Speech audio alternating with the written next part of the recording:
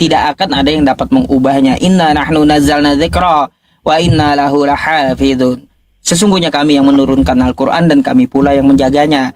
Andai kan Nabi Muhammad itu berbahasa Indonesia, Bang ya, Al-Quran tuh pakai bahasa Indonesia dia. Gitu. Sama dengan nabi-nabi sebelumnya. Nabi-nabi sebelumnya, Nabi Musa bahasa Ibrani, Tuhan pakai bahasa Ibrani biar Nabi Musa paham gitu. Ya, tapi yang untuk penerjemahannya itu apakah 100% akurat pas atau masih ada di dalam ayat-ayat Al-Qur'an yang tidak dimengerti di situ kan, ataupun tidak diartikan ke bahasa Indonesia? Ada kan di ayat Al-Qur'an itu tidak mengerti sama sekali artinya apa? Baik, saya kasih tahu Anda nih ya. Adakah dari kosakata Al-Qur'an itu yang terjemahannya itu bisa kita bilang kurang tepat gitu ya? Ada. Karena bahasa Indonesianya yang nggak ada gitu untuk menerjemahkan kata itu. Contoh Quran surah Al-Isra. Qala aro'aitaka. Kalau kita bahasakan Indonesia, aro'aitaka, kamu melihat kamu. Bahasa kasarnya ngaca lu. Ya. Dasarnya Indonesia apa? Ngaca lu. Nggak ada kan? Kalau kita bahasakan aku lu, makan. Bahasa Indonesianya ada makan. Tapi kalau ngaca lu, apa kira-kira bahasa Indonesianya? Maka dari itu ulama mengambil yang dekat gitu pemahamannya. Terangkanlah. Padahal kosakatanya tuh bukan terangkanlah. Aro'aitaka, kamu melihat kamu. Nah, para ulama menerjemahkannya terangkanlah. Gitu. Ya. Ada lagi yang mau ditanya, Bang? Gitu Bang. Ya, kalau untuk masalah pertanyaan banyak Bang sebenarnya yang sepatut saya pertanyakan gitu. Yang patut saya pertanyakan. Contoh tadi masalah Yesus pelin-pelan. Apakah Anda simak tadi saya mempertanyakan masalah Yesus yang pelin-pelan gitu? Dia nggak pelin-pelan. Mungkin itu terjadi di waktu yang berbeda. Mungkin saja kan karena di ayat yang tadi lain kan, di ayat Yohanes dia seperti ini, di ayat yang ini dia seperti ini. Mungkin maksud Pak Ustadz tadi begitu kan?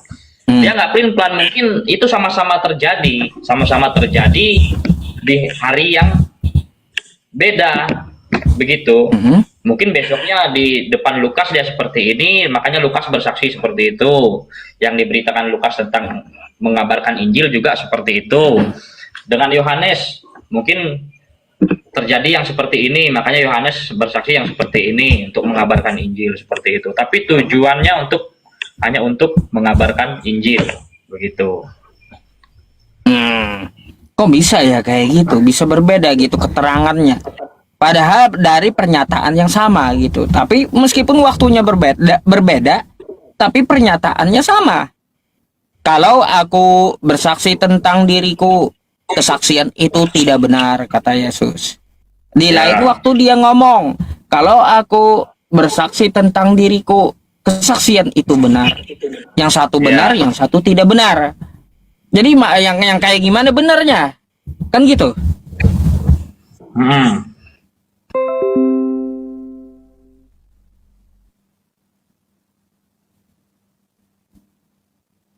Itulah akibatnya karena terlalu ramai yang menulis Bible. Bang, kenapa kan jeda Bang? Ya kan artinya di sini ya yang kita lihat tidak konsisten, itu aja sih ya. Ya. Tapi kalau dikatakan tidak konsisten, bagaimana itu sudah perutusan kan? Misalnya kita berdua ini adalah sama-sama utusan Allah. Misalnya kan, kita berdua sama-sama seorang rasul. Abang memberitakan Injil di Banjarmasin, sedangkan saya memberitakan Injil di Kalimantan Barat. Apa yang terjadi di hadapan saya itu yang saya sampaikan, begitu. Tuhan menyampaikan apa kepada saya dan itu yang saya sampaikan. Dan Tuhan menyampaikan apa kepada Pak Ustadz ya, Pak Ustadz juga menyampaikan demikian. Oh. Apa yang Pak Ustadz lihat, apa yang Pak Ustadz alami, seperti itu. Gini bang, kalau seperti itu ya bang ya, seperti itu beda konteks. Coba kalau kita lihat ajaran para nabi, ya ajaran para nabi dari Tuhan yang satu, konsisten disampaikan oleh para nabi. Nabi Musa menyampaikan, hai Bani Israel, Tuhan Allah kita, Tuhan itu Esa. Itu Nabi Musa menyampaikan. Lanjut ke Yesus, hai Bani Israel, Tuhan Allah kita, Tuhan itu Esa, kata Yesus. Lanjut ke Nabi Muhammad, katakanlah Tuhan itu Esa. Ini Tuhan yang satu, Tuhan yang sama gitu. Ajarannya nggak beda. Kalau kita tadi kan itu adalah analogi yang beda. Anda di barat, saya di selatan. Saya menceritakan tentang apa yang saya lihat, tapi berbeda dengan Anda. Masa Tuhan yang mewahyukan dengan cara plin-plan? Kan enggak. Tidak plin-plan, karena kita ini kan sebagai rasul mungkin kita karang lah. Yang penting itu membawa kebenaran seperti itu. Hanya mungkin ya tidak konsisten sedikit ataupun apa, karena itu yang terjadi memang seperti itu. Kalau mau dikatakan plin-plan juga rasanya kayaknya nggak plin-plan, karena tujuannya kan sama-sama membenarkan gitu. Sama-sama ini yang saya alami, ini yang situ alami, kan seperti itu. Jadi nggak dikatakan plin-plan sih, kalau bagi saya lah. Tidak akan menjadi masalah besar, istilahnya kan seperti itu. Agak aneh sih bang, kalau seperti itu. Agak aneh sih bagi saya.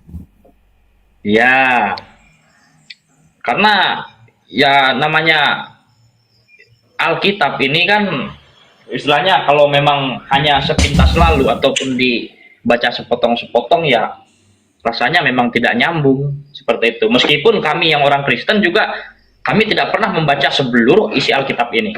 Begitu. Hanya beberapa ayat yang kami baca waktu pada kami sembahyang ataupun ibadah kan.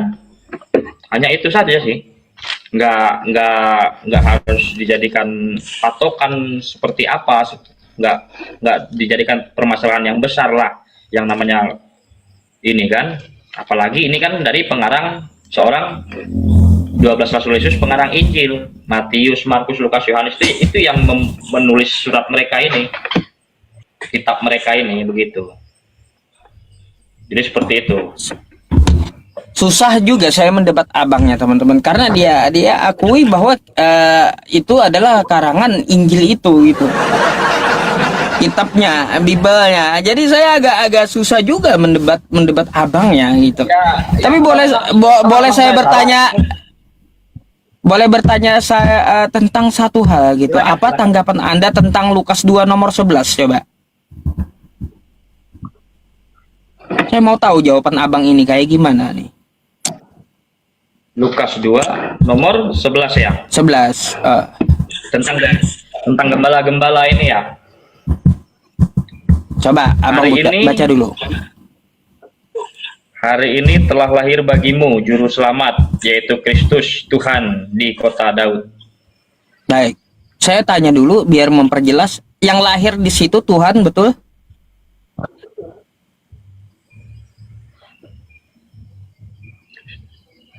Betul. Oke. Coba baca.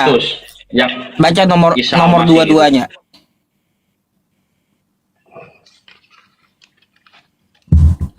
Baca dua-duanya coba. Dan ketika genap waktu pentahiran menurut hukum Taurat Musa, mereka membawa dia ke Yerusalem untuk menyerahkannya kepada Tuhan. Jadi yang pertanyaannya gini bang, ada Tuhan yang lahir, lalu Tuhan yang bayi tadi, yang lahir tadi, diserahkan pula kepada Tuhan. Pertanyaannya, ada berapa Tuhan di situ? Berarti, kan aneh. Ada Tuhan bayi yang baru lahir. Tuhan bayi tadi dibawa, lalu diserahkan kepada Tuhan juga gitu. Itu ada berapa Tuhan gitu? Pertanyaannya kembali ke pertanyaan awal tadi. Yesus ini kan seorang Tuhan. Apakah dia punya Tuhan? Kan seperti itu. Maksud Pak Ustadz ingin bertanya kepada saya. Makanya Gini, kalau di situ kan konteksnya Yesus bayi. Saya nggak menanyakan apakah dia punya Tuhan. Yang saya tanyakan ada berapa Tuhan gitu. Masa Tuhan sesama Tuhan COD gitu mereka?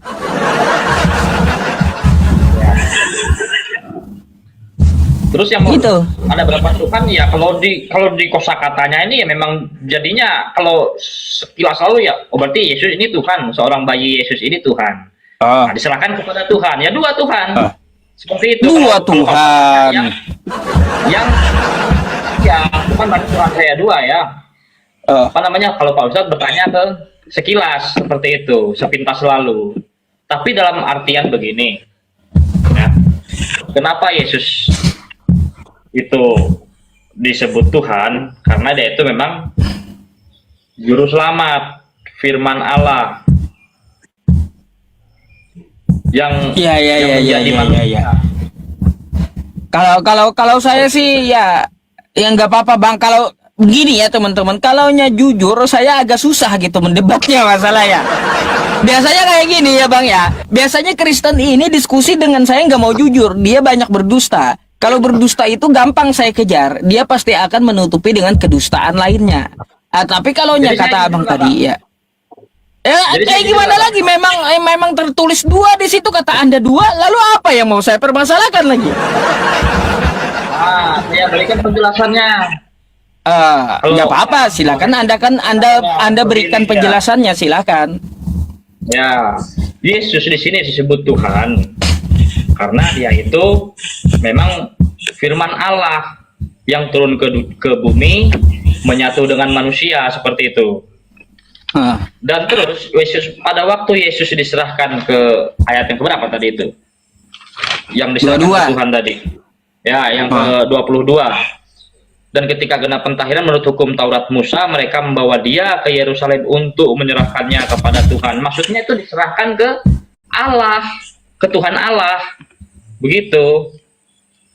Yesus ini ya Tuhan kami, seperti itu. Karena kami memang pada dasarnya ya bisa dikatakan pengikut Kristus, seperti itu. Pusing juga Bang, kebanyakan Tuhan jadinya.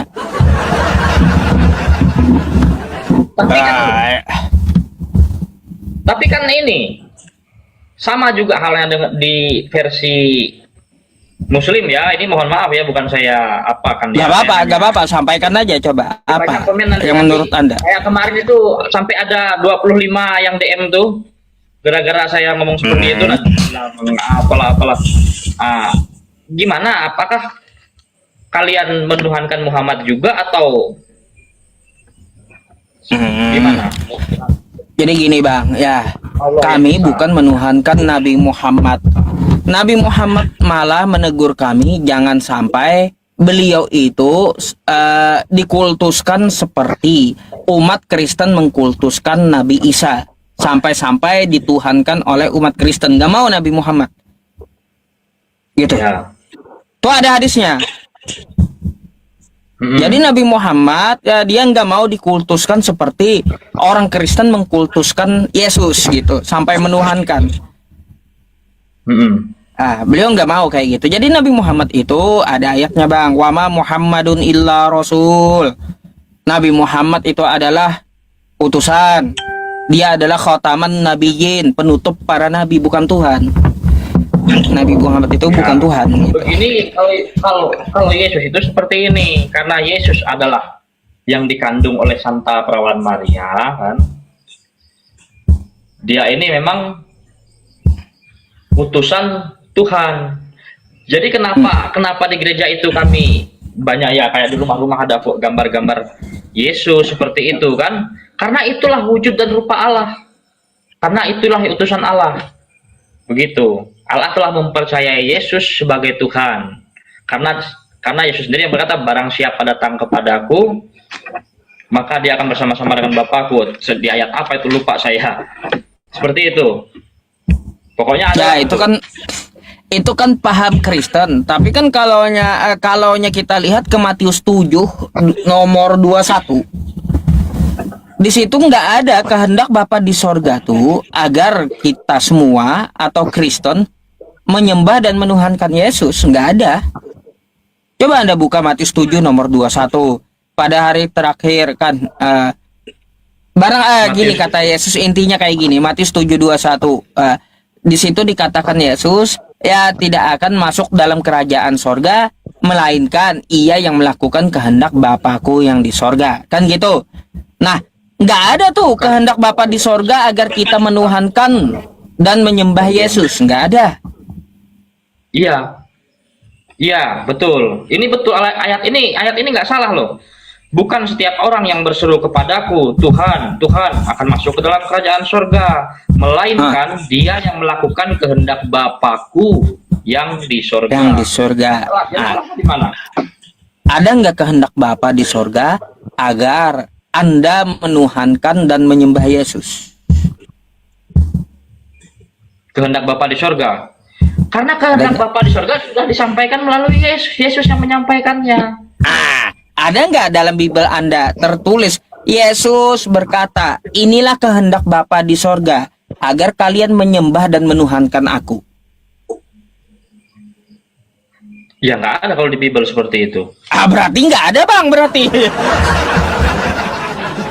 Berarti nggak ada kehendak Bapa di surga tuh agar kalian menyembah, soalnya. Tapi kalau menyembah dan menuhankan Yesus, nggak ada berarti. Ya sama juga lah kalau misalnya kalian berseru kepada Nabi Muhammad, kalian katanya tidak menuhankan Nabi Muhammad, meskipun Nabi Muhammad sendiri adalah utusan Allah. Muhammad, apakah menjadi jaminan masuk surga? Baik, ini bang, bukan masalah surga atau tidak. Yang namanya berseru, memanggil itu bukan menuhankan bang, bukan. Beda. Anda memanggil istri Anda, menyeru istri Anda, hai istriku, apakah Anda menuhankan istri Anda? Kan kagak. Anda memuji istri Anda, apakah Anda menuhankan istri Anda? Kan beda, enggak juga. Begitulah kita ketika memuji Nabi Muhammad, bukan berarti kita menuhankan Nabi Muhammad. Nah, yang beda itu dari Matius 7:21 itu ya, bukan setiap orang yang berseru kepadaku Tuhan, Tuhan, kata Yesus, akan masuk dalam kerajaan sorga, melainkan ia yang melakukan kehendak Bapa di sorga. Apa kehendak Bapa di sorga? Kehendak Bapa dan kehendak Bapa di sorga sudah Yesus sampaikan. Nah, penyampaian putranya Yesus. Baik. Seperti itu. Baik, adakah Yesus menyampaikan inilah kehendak Bapa di sorga, agar kalian menuhankan dan menyembah aku, kata Yesus? Tidak ada Yesus menyampaikan seperti itu. Yang ada mungkin. Berarti nggak ada, bang. Nggak ada berarti. Jadi kalau abang ya malah menuhankan dan menyembah Yesus, abang nggak akan masuk dalam kerajaan sorga, nggak akan. Karena nggak ada kehendak Bapa di sorga kayak gitu.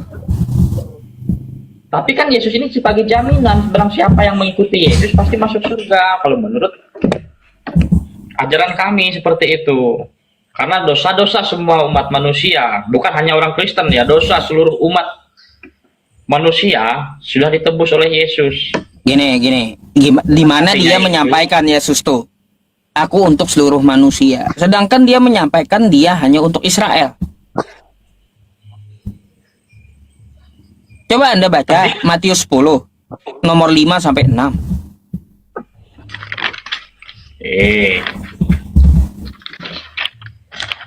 Sepertinya lalu lebih pintar Pak Ustadz sendiri baca Alkitab kami daripada saya sendiri ini tampaknya. Wah iya, saya pendeta bang. Ya.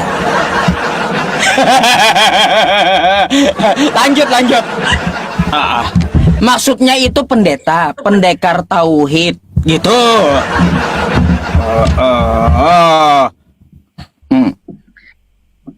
Melainkan pergilah kepada domba-domba yang hilang dari umat Israel.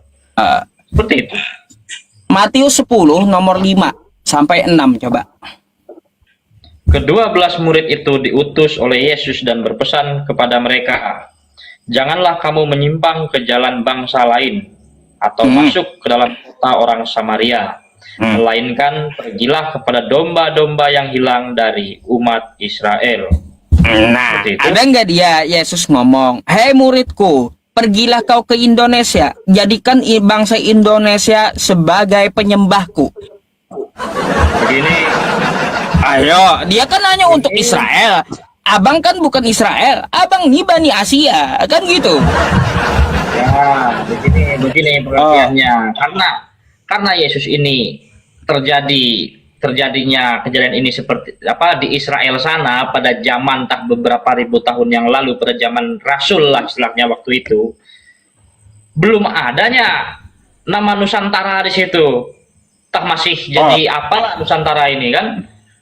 Mungkin juga belum Tapi ada kan manusianya kali di zaman ada, Yesus Bang. itu. Ada. Kalaunya di abad pertama itu udah ada manusia. Di Indonesia memang belum jadi namanya Indonesia. Kalau kita baca sejarah Hindu-Buddha, ya, Hindu-Buddha itu sebelum Masehi udah ada penghuninya Indonesia nih. Cuma belum berbentuk Indonesia, masih berbentuk suku-suku dan kerajaan gitu. Ya, biar Gitu. mungkin kan karena akses dan tidak terhubung. Seperti itu. Ya, Jadi makanya. dari Israel kan. Nah, dari Israel misalnya kepada domba-domba yang hilang dari umat Israel misalnya kan. Nah, dari Israel inilah banyaklah pengikut-pengikut 12 murid Yesus ini, banyaklah yang meneladaninya. Contoh, melibatkan hidupnya terlibat dengan Tuhan.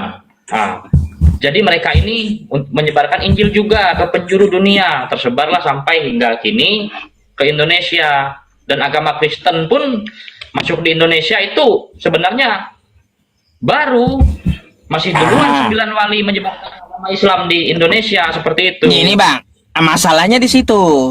Nggak ada perintah Yesus kepada muridnya agar keluar Bani Israel. Nggak ada. Lalu apa hubungannya dengan Indonesia dengan Belanda coba? Nah, ini kan kepercayaan. Kami mempercayai karena mengikut Kristus itu menjamin. Jadi kami pengikutnya. Bang, beda lah.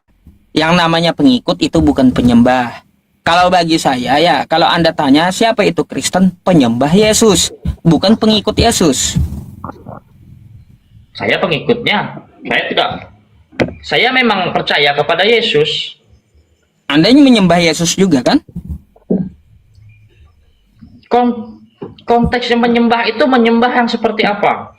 Melakukan ritual, pujian, atau kelakuan untuk apa? Menuhankan. Kalau pujian, dia memang layak dipuji lah. Karena dia juru selamat. Ya, kan artinya Anda Tuhan kan toh? Utusan Allah, yaitu Tuhan kami Yesus Kristus. Memang Tuhan kami. Tuhan kami Yesus Kristus. Lalu Anda itulah artinya penyembahan melalui pujian, Bang. Ya, kami memuji Yesus. Kalau Anda menyembah Yesus ya, makanya saya bilang penyembah dengan pengikut itu beda. Coba kita buktikan dulu ya, penyembah dan pengikut ini beda. Kalau saya, Bang, saya ini pengikut Yesus, tapi bukan penyembah Yesus. Kalau Abang tuh bukan pengikut Yesus, tapi penyembahnya. Kayak gini, coba kita buktikan. Ketika Yesus ya di Lukas 4 nomor 8, waktu dia dicobai iblis, dia ngomong apa? Sembahlah Allah, kepada dia saja engkau berbakti. Iya. Iya. Sekarang Abang menyembah siapa? Menyembah Yesus kan Abang? Yang disebut Allah itulah dia. Di mana Yesus ngaku aku adalah Allah? Kan mengada-ada Anda.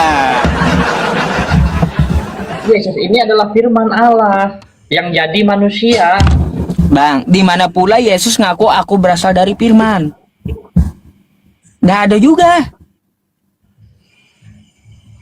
Ya, tapi kenyataannya seperti itu kan? Nah, mana Yesus ngaku aku berasal dari firman, aku adalah Allah? Nggak ada. Makanya saya bilang, Anda bukan pengikut Yesus, tapi penyembah gitu. Kata Yesus sembahlah Allah, Anda malah sembah Yesusnya. Beda udah. Jadi itu masuk dalam kerajaan Allah Bapa di surga melalui Yesus. Bang, andai ya seperti Anda katakan tuh, andai Anda katakan tuh betul, maka Yesus kagak ada ngomong sembahlah Allah, tapi sembahlah aku. Dan juga kami berdoa juga doa yang diajarkan Yesus itu adalah doa Bapa kami. Bapa yang dimaksud itulah Allah. Begitu. Oke.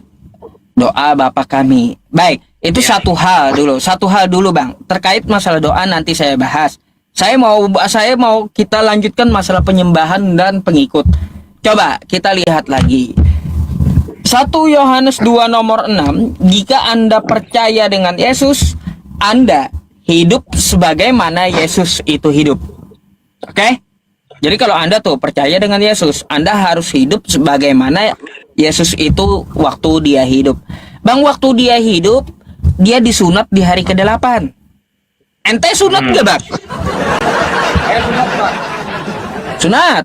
Terus waktu Yesus dia diutus ke muka bumi, dia mengatakan ya hukum Taurat itu tetap berlaku.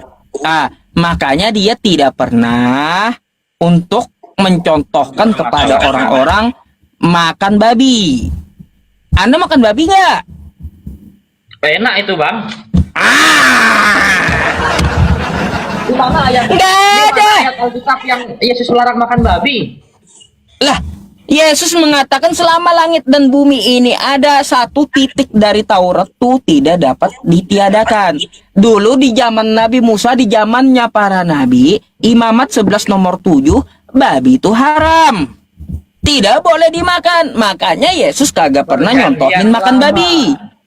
Itulah namanya Ah. kitab perjanjian lama. Ya iya, Ini kan makanya sudah nggak pernah. baru, sudah diselamatkan. Oh, bentar Contoh. dulu, Bang. Bentar dulu. Kita ke perjanjian baru nanti gitu. Nah, di perjanjian lama Imamat 11 nomor 7 ya. Tidak boleh makan babi, haram. Yesaya 66 nomor 17, yang makan babi akan dibinasakan Tuhan.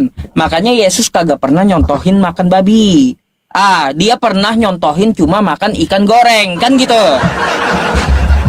Lalu abang malah makan babi. Mana contoh dari Yesus kalau kayak gitu? Katanya kata Anda tadi, Anda mengikut Yesus. Iya, betul. Kenapa Tidak beda lagi. kelakuan Anda?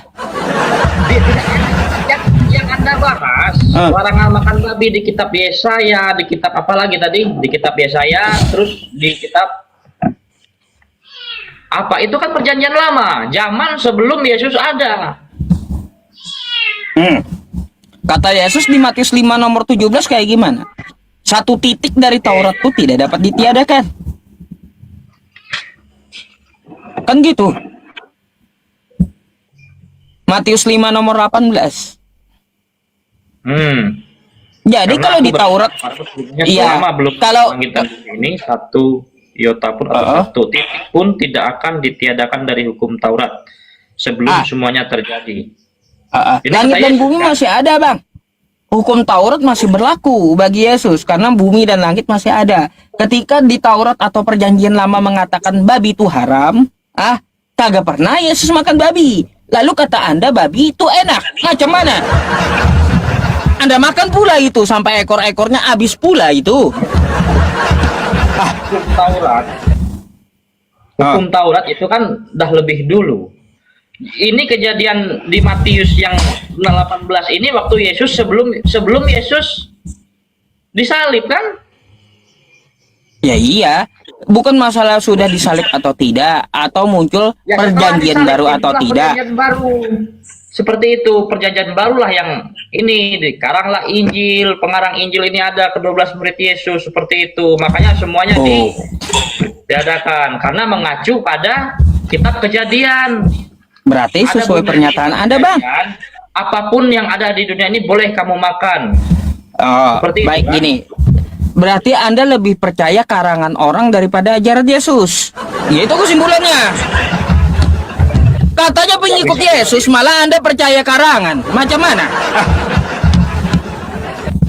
Seperti itu, Bang. Lah, kata Yesus, selama langit dan bumi ada, satu titik dari Taurat tidak dapat ditiadakan. Tiba-tiba ada perjanjian baru karangan. Anda lebih percaya dengan karangan orang daripada ucapan Yesus sendiri. Masya Allah, Bang. Daripada hidup ini dibikin ribet ya kita ikut saja lah. Orang makan babi kok. Nggak ada itu dikatakan di dalam gereja pun nggak ada itu katakan babi itu haram itu. Ya iyalah, karena pendetanya punya ternak babi. Iya. Kalau jadi diharamkan pula tuh babi bang, bangkrut pendeta. Karena babi Macam itu mana? enak. Ah, Jadi alasan ini kembali lagi ke ini saya lagi yang bertanya, apa alasan dari ada dalilnya kah dari Muslim tidak boleh makan babi atau larangan dari Muhammad mungkin karena apa itu dilarang keras memakan babi dan Baiklah. apabila ada kuali yang dipakai kata kawan-kawan saya bilang harus dicuci dulu pakai tanah apakah? Coba tolong dijelaskan itu bang. baik. Faqalallahu ta'ala, a'udzu billahi minasyaitonir rajim. Quran surah Al-Baqarah ayat 173. Innama harrama 'alaikumul maitata wad-dama wa lahmal khinzir wa ma uhilla bihi li ghairillah. Faman ittara ghaira baghin wala 'adin fala isma 'alaihi. Innallaha ghafurur rahim. Innama harrama 'alaikum, sesungguhnya Allah mengharamkan untuk kamu ya bangkai, terus darah dan daging babi. Tuh ayatnya. Quran surah Al-Baqarah ayat 173. Saya bukakan aja bang, biar abang juga bisa baca gitu ya. Kita belajar bersama. Saya lebih senang orang seperti anda, jujur gitu, mau belajar bersama dan pertanyaan itu realistis gitu. Kalau saling bertentangan nanti saya diteror-teror soalnya. Ini banyak yang Enggak juga.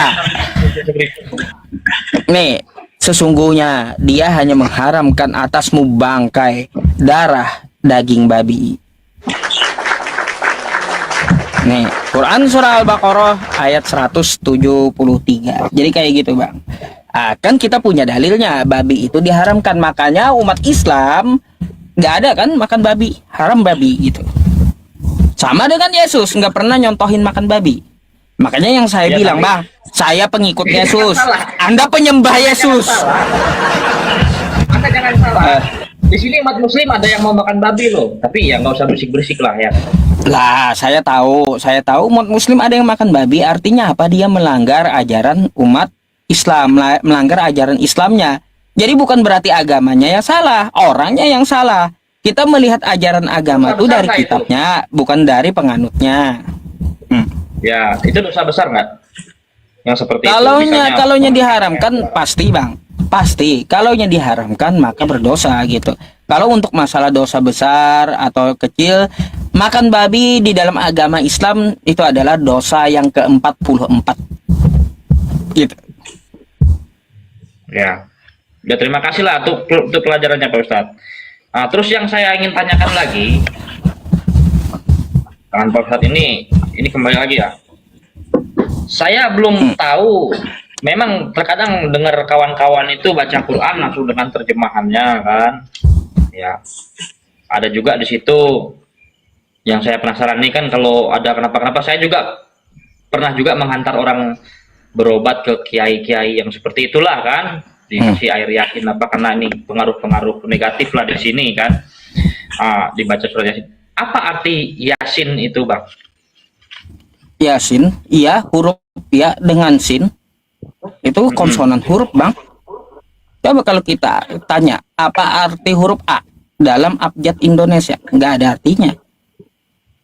Terus AB, apa arti AB dalam abjad Indonesia? Nggak ada artinya. Jadi yang Yasin namanya ini- Yasin itu huruf ya dengan sin, itu konsonan huruf. Gitu. Iya. Kok jadi itu? Ini surat kalau Yasin itu apa namanya? Ini surat Yasin.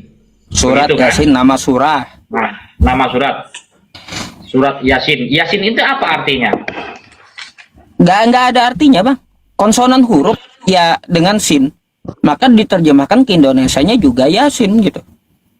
Ya, ya dengan sin.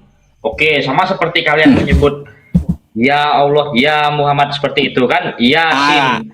Tapi kalau Bedanya di gini dalam- bang, bedanya di gini, dalam bentar. arti kamus, coba dibuka di Google, disitulah sin dalam bahasa Arab itu bulan, betul nggak? Salah. Sin ya huruf sin, Kalau bulan beda lagi bahasa Arabnya. Beda bang, bulan itu beda bahasa Arabnya, bukan sin. Nah itu artinya mengada-ngada. Jadi Ya. kayak gini, kalaunya hurufnya cuma iya, iya Allah. Iya itu wahai dalam bahasa Indonesianya. Kalau satu huruf ada artinya. Ya Allah, wahai Allah. Tapi kalau Yasin, dua huruf yang tersusun, itu nggak ada artinya. Seperti konsonan huruf A dengan B. AB gitu. Apa arti AB? Nggak ada. Tetap aja kita artikan AB. Jadi kan kalau dipikir-pikir saya bingung juga, seperti itu, sama seperti Anda bingung dengan kitab kami. Nggak membingungkan bang. Kenapa gini, ada kosakata Yasin yang tidak bisa diterjemahkan oleh manusia. Itu tanya ini seseorang muslim atau ini apa bro artinya Yasin? Hanya Allah yang tahu. Saya kira surat Yasin itu surat yang hanya Allah yang tahu. Bang, jadi kayak gini, kan udah tahu tuh ya, hanya Allah yang tahu, artinya ini bukanlah bisa dibikin manusia. Berarti yang namanya Quran itu adalah dari Tuhan semesta alam, bukan bikinan manusia. Kenapa kami yang belajar barang tidak dimengerti? Gini bang, saya agak hati-hati juga sih ngomong sebenarnya ini. Soalnya komentar-komentar ini nanti banyak yang DM pula itu. Jadi kayak gini, di Quran tuh ada ayat yang namanya hukumnya muhkamat, ada ayatnya yang mutasyabihat gitu. Ayat mutasyabihat, contoh alif lam mim, kaf haya ain sod, alif lam ro, to sin mim, yasin. Itu hanya Allah yang tahu, menandakan ini bukanlah kitab bikinan manusia. Karena manusia nggak akan ada yang tahu apa maksudnya, apa terjemahnya. Gitu. Bahwa menandakan ayat ini betul-betul dari Tuhan.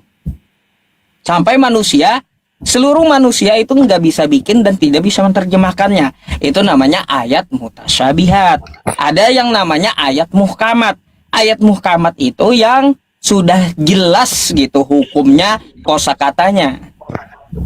Berarti sama juga bingung, bukan berarti tidak 100% apa terjemahan Quran dalam bahasa Indonesia itu, tetap ada yang tidak tahu artinya sama sekali. Ya, Yasin tetap diterjemahkan Yasin bang, hanya Allah yang mengetahui memang, karena Al-Quran bukan bikinan manusia, bukan dari manusia. Jadi kan bingung memberi sesuatu gini. Kita memberi barang kan, misalnya kan dapat sesuatu paket. Cara mainnya seperti ini misalnya kan. Nah, misalnya ini kopi misalnya kan.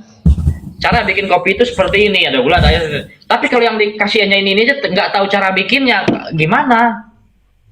Gitu. Bukan cara bikin, bang. Bukan cara bikin.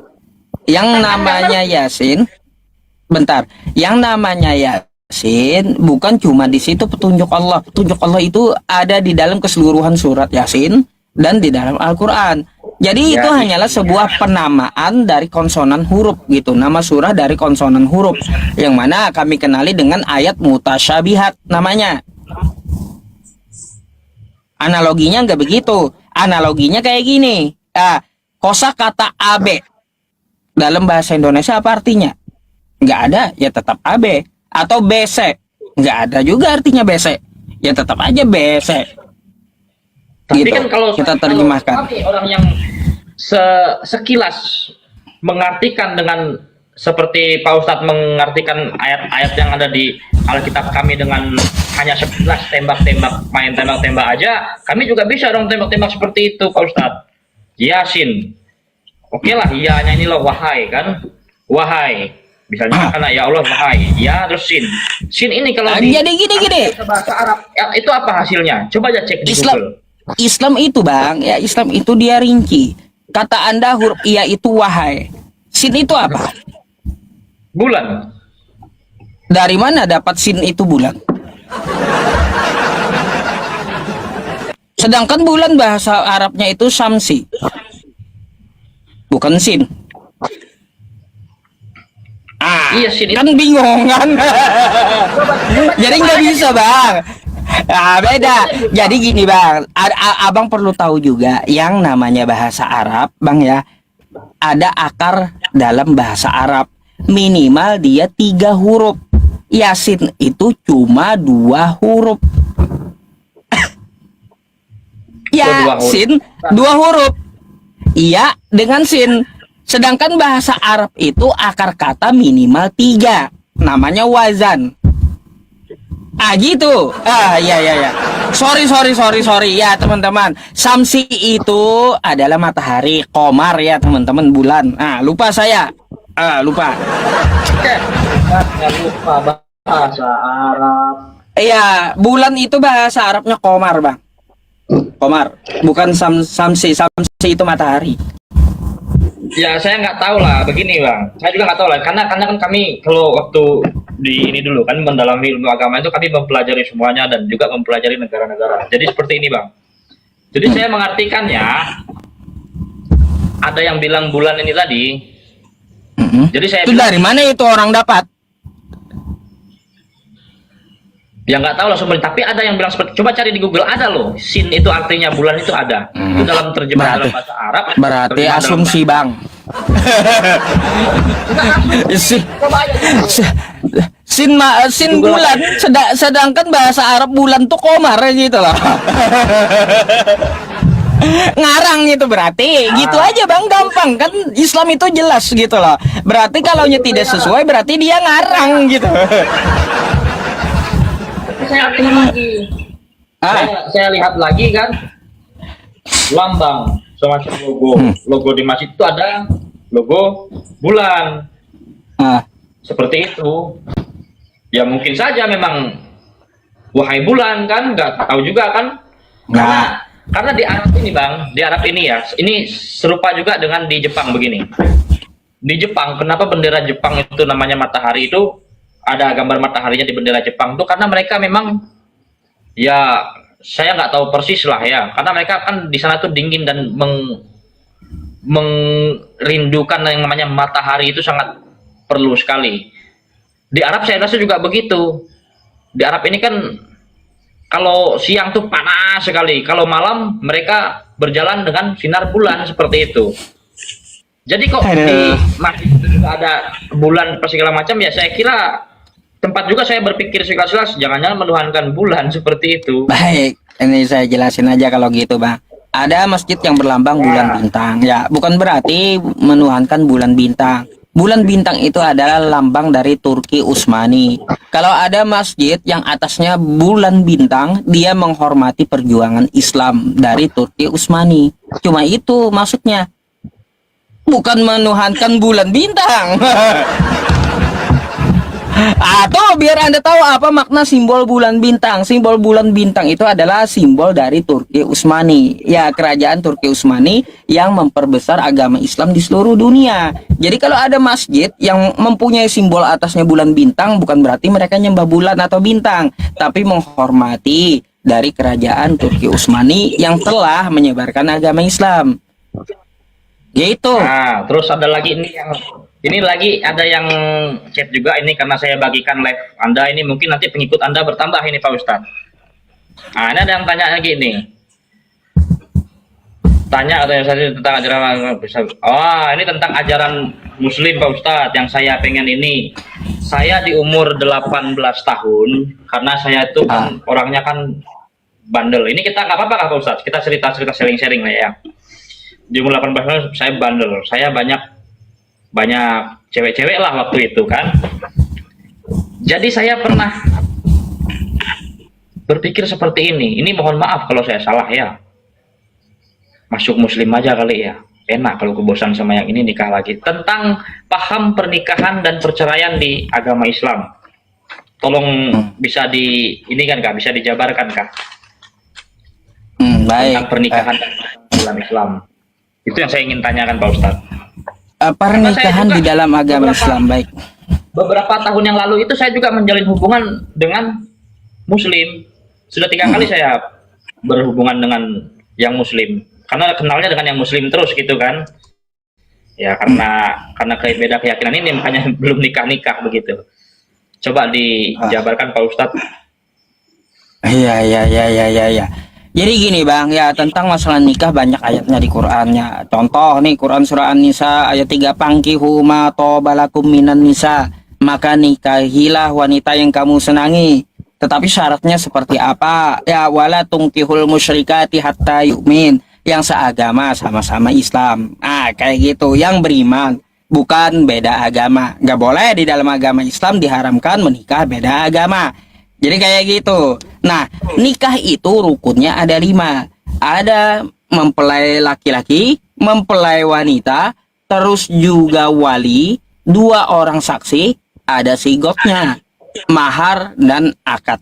Gitu. Itu aturan dalam agama Islam. Kalau kurang satu berarti tidak sah nikahnya gitu. Kurang satu aja rukun tuh nggak sah. Yang saya ingin tanyakan ini tentang perjalanan kehidupan mereka. Kok dengan menikah itu bisa semudahnya dengan mengatakan talak? Itu nggak tahu saya apa artinya. Saya talak kamu begitu kan? Itu sudah resmi bercerai di dalam agama Islam. Dan kalau mereka pun bersatu lagi, baikan lagi, mereka dinikahkan lagi kan seperti itu. Baik, salah Dan pengertiannya kayak gitu. Dan juga yang kedua ini Pak Ustadz. Yang kedua itu tentang poligami di dalam Islam. Yang saya pengen tahu Baik. itu. Saya hanya pengen tahu. Saya aja jelaskan bang. Oke. Talak itu artinya menolak kan kayak gitu. Talak. Talak artinya tuh menolak. Kamu saya tolak kan kayak gitu. Udah. Kayak gini bang. Talak Bahasa itu Arab dibagi. itu, Pak Ustadz. Ya. Talak. Jadi talak itu juga dibagi bang. Dibagi. Kalau talak itu dia ucapkan secara sadar, banyak aturan-aturan rinciannya, maka talak itu sah. Talak 1 dapat kembali rujuk tanpa menikah. Jika mereka talak itu tidak sampai haid wanitanya. Lalu mereka rujuk itu nggak sampai menikah. Tetapi kalau sudah wanitanya haid, maka mereka menikah ulang. Ada aturan-aturan kayak gitu di dalam agama Islam tuh. Itu tentang masalah talak. Terus tentang masalah nikah tadi sedikit cuplikannya. Lalu tentang masalah poligami. Yang namanya poligami 1 ya. Ini saya menikah dengan istri saya. Itu nggak cerai gitu, nggak cerai. Tapi saya menikah lagi dengan wanita lain yang kedua. Jadi istri saya 2 gitu. Itu namanya poligami maksudnya. Kenapa? 5 pun nggak apa-apa itu. Istri 4 Ada batasnya. Ada batasnya. Quran surah An-Nisa ayat 3. Wa in khiftum alla tuqsitu fil yatama fankihu ma tawbalakum minan nisa'i masna wa thulatsa wa ruba'. Batasnya 4. Tapi fa in khiftum alla ta'dilu fawahidah aw ma malakat aymanukum. Kalau kagak mampu untuk berlaku adil, hartanya kagak cukup, ilmunya kagak cukup, wajib menikah 1 saja. Banyak kan aturannya. Jadi Islam tuh bang ya datang membatasi poligami. Dulu Daud istrinya 1000, Salomo istrinya 700. Yesus kagak pernah melarang poligami. Yesus tidak pernah mengajarkan poligami. Larangan poligami nggak ada diajarkan oleh Yesus. Islam datang membatasi poligami. Kagak boleh lagi istri sampai 1000 laki-laki, maksimal 4. Itu pun kalau adil, ekonominya cukup, ilmunya cukup, ya. Tuh baru bisa.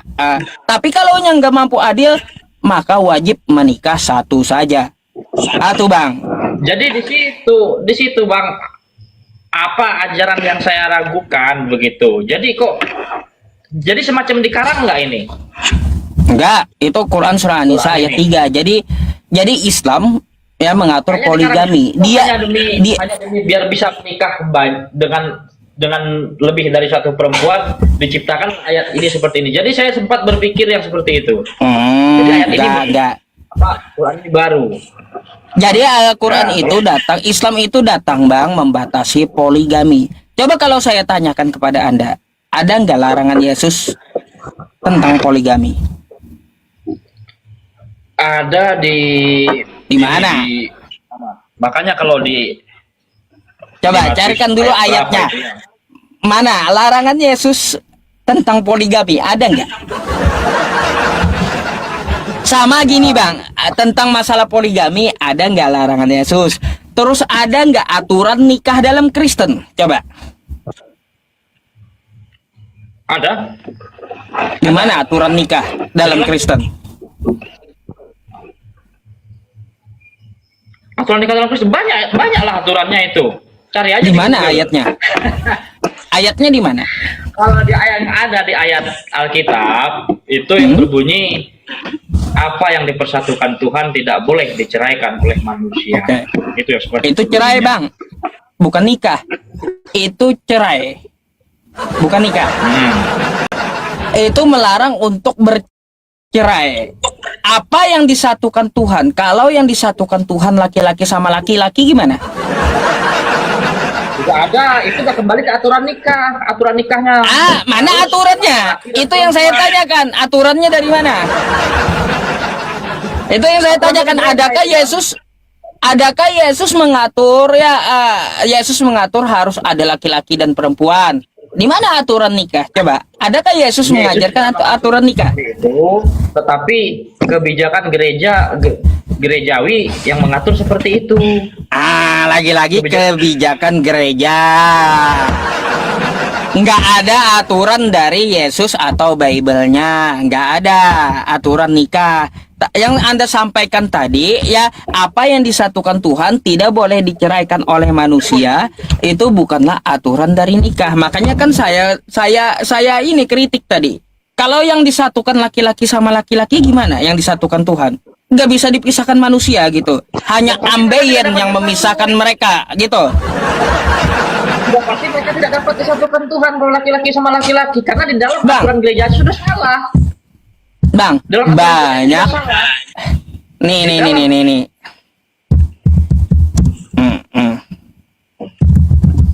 Nih bang, saya tunjukkan dulu gambar sama Anda ya. Ya, gambar yang Anda tunjukkan dari gereja mana? Kasih tahu juga, Bukan, jangan ya. bukan dari gereja kami itu. Kalau seandainya ada yang mempersatukan laki-laki sama laki-laki. Bentar. Bang. Ya.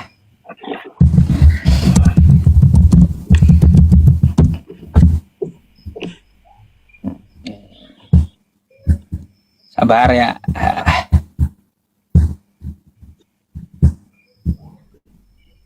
Bentar ya. Ini kurang spesifik. Saya tampilkan gambar. Oke.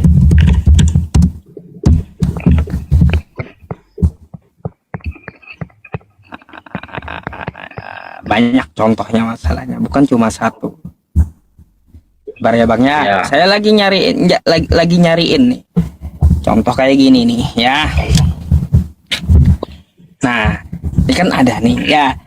Perempuan dengan perempuan menikah ya. Ada juga yang kayak gini, bang ya, laki-laki sama laki-laki. Ada juga gitu. Kalau kita lihat, itu di gereja mana? bentar. Nah ini kan di dalam gereja kayak gitu ya bang ya. Kalau kita lihat gambar-gambarnya nih. Nah, Itu di gereja mana? kan. Itu gereja mana? Ini rata-rata luar negeri, oke? Luar negeri. Kita di sini aja. Jadi Di kayak gereja gini, mana? bentar. Organisasinya. Jadi bentar gini bang. Yang saya masalahkan bukan masalah gereja di luar negeri atau tidak, tapi ajarannya tidak ada mengatur nikah. Makanya kan saya bilang, kalau seperti itu, laki-laki disatukan dengan laki-laki, gak bisa lagi manusia memisahkan. Tuhan menyatukan laki-laki sama laki-laki. Apa yang dapat memisahkan mereka? Hanya ambeien yang dapat memisahkan mereka. Kan gitu. Perempuan dengan perempuan. Apa? Mau gesek-gesek kah gitu? Nah, yang kayak gitu karena nggak ada aturannya di dalam Bible Kristen, hanya aturan gereja. Makanya ada yang menikahkan laki-laki dengan laki-laki. Habis itu laki-laki menikah dengan hewan. Juga ada bang terjadi. Tidak di Indonesia, tapi di belahan dunia di luar Indonesia gitu. Itu gara-gara apa? Tidak ada pengaturan dari Yesus tentang masalah pernikahan gitu. Itu. Jadi kalau masalah poligami, kenapa bisa Bang. seperti itu? Poligami Kalau di tempat juga. ini, saya kasih tahu ya, kalau di gereja Hmm. kami ini, yang namanya pernikahan itu satu kali seumur hidup. Hmm. Jadi kalau kata di iman kalian itu bilang talak, saya talak kamu, itu nggak berlaku di kami seperti itu. Beda-beda syariatnya memang. Meskipun nyatanya orang Kristen juga banyak yang bercerai, bang. Meskipun orang Kristen juga banyak yang bercerai, bang. Ya, pendeta sekalipun saya rasa ada yang bercerai, ada, dan nyata itu ada, di Indonesia pun ada yang bercerai, begitu kan? Tetapi mereka hanya bercerai status, mereka itu tidak bercerai di mata Tuhan, seperti itu. Jadi Gini, Bang. betapa murninya ajaran pernikahan di dalam gereja kami, ketimbang, dan waktu kami mau nikah dulu pun itu diberikan semacam materi, semacam kursus, itu seperti itu kan, ada pendidikannya, begitu. Jadi gini, saya mau sampaikan kepada Anda sedikit tentang masalah poligami tadi. Ya, tentang masalah poligami tadi. Saya tadi bertanya kepada Anda, ada nggak Yesus melarang poligami? Nggak ada. Nggak ada kan? Makanya Islam datang membatasi poligami. Dan tahukah Anda, Bang? Yesus tuh moyangnya berasal dari keturunan poligami. Nggak tahu. Yesus itu ya moyangnya, Yesus itu berasal dari hasil poligami, Bang. Ini saya bukan mengada-ada. Nanti Anda cek ya. Anda buka Matius 1 nomor 1. Inilah silsilah Yesus Kristus, anak Daud. Yesus ini moyangnya adalah Daud. Oke? Betul nggak? Yesus moyangnya adalah Daud. Daud istrinya 1000.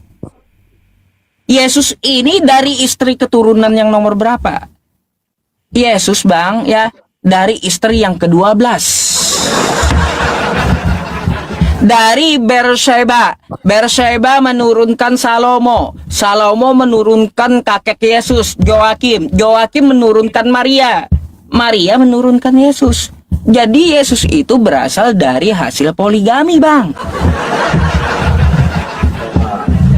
Iya, andai Bang, andai nggak boleh poligami di zaman dulu ya Daud. Aduh, nggak tahu dah. Hari ini Kristen mau nyembah apa? Nggak tahu dah saya. Nggak bakalan ada Yesus ya. Kalau Daud nggak poligami, nggak bakalan ada Yesus. Nggak tahu hari ini Kristen nyembah apa kan jadinya. Gitu. Ya, saya akui lah itu. Memang nyatanya memang di Bible seperti itu kan. Tapi kan itu kan di zaman sebelum dia. Jadi ya sah-sah aja lah zaman sebelum manusia mengenal Tuhan kan. Nah, itulah Bang, artinya apa? Kalaunya tidak ada aturan dari Yesus, maka bersyukurlah Islam datang membatasi poligami dan mewajibkan untuk menikah satu saja. Loh, tapi tadi katanya dibatasi tapi diizinkan kalau bisa berlaku adil. Berlaku adil tuh yang dimaksud adil kayak gimana, Bang? Cukup hartanya, cukup ilmunya, cukup waktunya. Kalaunya kagak cukup dari segi 3 tuh aja nggak boleh. Iya. Jadi yang namanya poligami itu lah yang hanya bisa seperti itu. Itu hanyalah sebuah pilihan, opsi. Itu dibuat orang-orang kaya zaman dulu yang ingin beristri sampai sekian. Nabi Muhammad istrinya berapa? Saya rasa banyak juga kan? Kalau Nabi Muhammad 11, ya. Nah, tapi datangnya Muslim membatasi hanya boleh 4 istri. Bahaya juga. Bukan masalah, gini Bang, bukan hanya masalah boleh beristri lebih dari 1, tapi Islam juga mengatur ancamannya kalau nggak adil. Di akhirat nanti, di hari kiamat, seseorang lelaki yang tidak berlaku adil kepada istri-istrinya, maka dia akan dibangkitkan berjalan runtuh sebelah badannya. Mau Anda? Mikirlah. Enggak mikir enaknya aja lah, istri lebih dari 1. Ancamannya juga berat gitu. Ya kan kalau memang nyata-nyata itu boleh, saya doain Pak Ustadz agar bernikah lagi. seperti itu. Ya, maunya sih. Nah, Tapi nggak laku, macam mana? Nggak laku, jelek nih, jelek nggak laku saya. Oke bang, ada lagi bang. Mungkin bisa gitu. Abang juga menyisakan waktu untuk teman-teman Kristen yang udah lama antri kan kayak gitu.